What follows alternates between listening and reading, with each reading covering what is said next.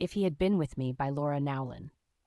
The story opens with a haunting flash forward to a slick, rain-drenched road in August, illuminated by the flashing lights of police cruisers and ambulances.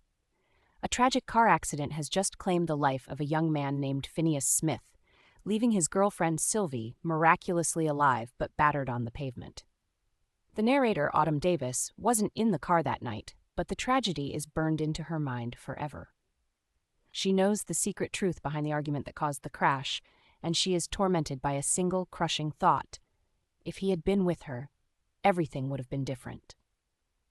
From this tragic prologue, the narrative rewinds to the very beginning, painting a picture of an idyllic, inseparable childhood. Autumn and Phineas, known affectionately as Finny, were born only a week apart. Their mothers were lifelong best friends who lived in neighboring houses in the picturesque historic town of Ferguson, Missouri. Aunt Angelina, Finny's fiercely independent and free-spirited single mother, and Autumn's more traditional perfectionist mother raised the two children side by side. Throughout their early years, Autumn and Finny were two halves of the same soul. They spent every waking moment together, stringing cups between their bedroom windows to whisper in the dark, defending each other from playground bullies, and treating their shared backyards as a singular private kingdom. But as they transitioned into middle school, the unforgiving social hierarchy of adolescence began to drive a wedge between them. Autumn has always been fundamentally eccentric. She is strikingly pretty but utterly unaware of it, preferring to hide her insecurities behind dyed dark hair, ripped fishnets, silver combat boots, and her signature accessory, a sparkling tiara that she wears on her head every single day as a quirky act of defiance. Finny, on the other hand, is the quintessential golden boy. Tall, athletic, effortlessly handsome, and possessing a genuinely sweet and unassuming demeanor, he is naturally absorbed into the popular crowd. Autumn briefly flirts with popularity, becoming part of the clique alongside her middle school girlfriends, but she is ultimately ostracized when she refuses to conform and doesn't try out for the cheerleading squad. Believing that Finny has outgrown her, Autumn retreats into a group of eccentric alternative misfits. Among these misfits is Jamie. Jamie is tall, dark-haired, and charismatic, acting as the de facto leader of their quirky friend group. He is heavily infatuated with Autumn, constantly calling her his pretty girl and painting grand visions of their future together, including marriage and a house with a yellow door. Swept up in the security of his adoration, Autumn agrees to be his girlfriend. Meanwhile, Finny begins dating Sylvie Whitehouse, a blonde, beautiful, and sharply snarky cheerleader who embodies everything Autumn's misfit group despises. The tension between Autumn's alternative friends and Finny's popular clique simmers for years, finally erupting during their junior year in a petty but deeply symbolic conflict over a cafeteria table. When Finny's popular friends brazenly steal the misfits' designated table, a silent war begins. Autumn, fueled by a mixture of territorial pride and buried heartbreak, directly confronts Finny in the cafeteria, aggressively reclaiming the table. Finny's embarrassed, blushing reaction reveals that he isn't participating out of malice, but rather passively following Sylvie's lead. Still, the confrontation solidifies the icy wall between them. Despite this public distance, their lives remain inextricably linked by their mother's enduring friendship, leading to quiet, highly charged moments behind closed doors. One freezing Thanksgiving night, following a brutal argument between Autumn's parents that ends with her father abandoning them for the evening, Autumn sits alone in the dark on her front porch. A heavily intoxicated Finny is dropped off by his friends and stumbles onto the lawn. Stripped of his usual polite inhibitions, Finny sits with Autumn in the freezing cold, wrapping his Letterman jacket around her shivering shoulders. In a rare moment of unfiltered honesty, Finny questions how Jamie treats her, drunkenly confessing that he would fight Jamie for her honor if she ever needed him to. The stark contrast between the two boys in Autumn's life is further highlighted during a reckless winter outing. While sledding, an immature Jamie pressures a hesitant Autumn into going down a dangerous, icy ramp on a single sled.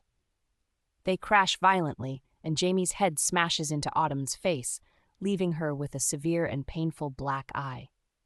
When a battered Autumn returns home to a family gathering, Jamie brushes the injury off as a hilarious anecdote. Finny, however, instantly goes into a hyper-focused protective mode.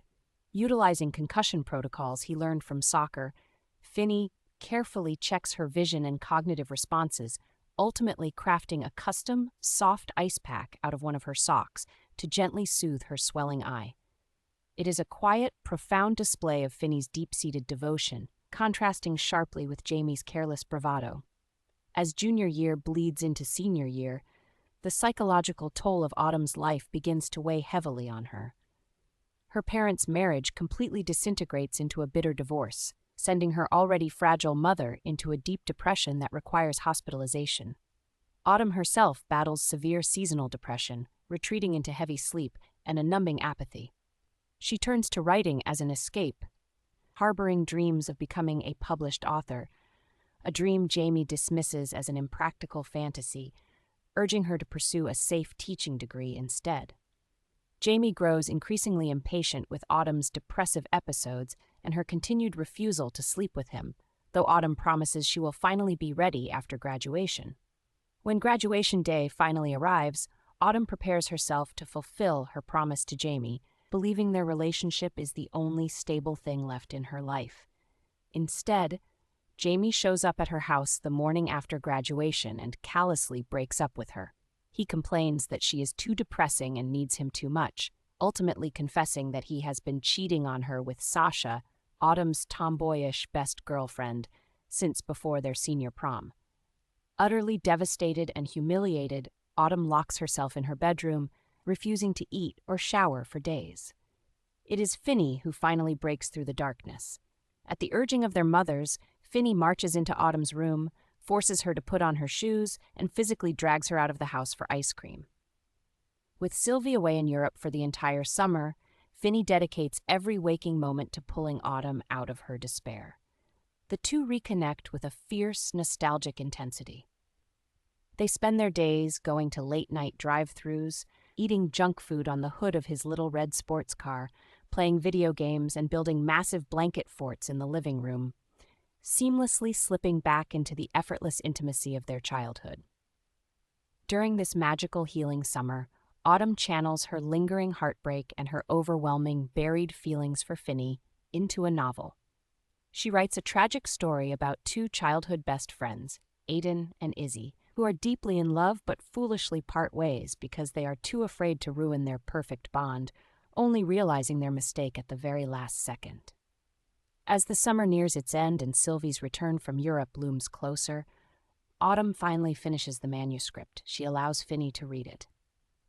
Sitting in her living room, Finny reads the story in total silence.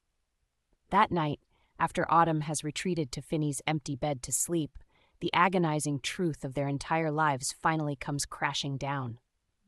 Finny wakes her up in the dark, his voice trembling with years of repressed emotion. He demands to know why she abandoned him so cruelly in middle school. Autumn is utterly bewildered, explaining that she thought he had outgrown her for the popular crowd. In a heartbreaking confession, Finny reveals that he has been desperately, fiercely in love with Autumn since the 5th grade. He explains that the only reason he ever joined the popular crowd was because he thought it would make him cool enough for Autumn to notice him again.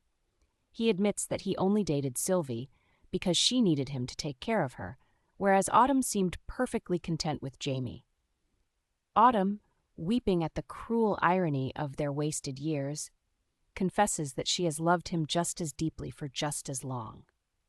In the quiet sanctuary of the bedroom, the years of miscommunication and longing dissolve. They sleep together, a tender and incredibly emotional experience that marks Autumn's first time. Wrapped in each other's arms, Finny tells Autumn that she is the ideal against which he has judged every other girl in his life, praising her weirdness, her intelligence, and her beauty. He makes a solemn promise. The very next day, as soon as Sylvie's plane lands, he will go to her house and formally end their relationship so that he and Autumn can finally, officially be together. The next evening, Finny kisses Autumn goodbye in his driveway, promising to sneak into her bedroom the moment he returns. Autumn stands in the rain, watching the taillights of his red car disappear down the street, filled with a euphoric, terrified hope. But the devastating reality of the prologue catches up. Finny never makes it back. While driving in the torrential August rain, Finny tells Sylvie that he is leaving her for Autumn. A hysterical argument breaks out in the car. Distracted and distressed, Finny takes a sharp turn too fast.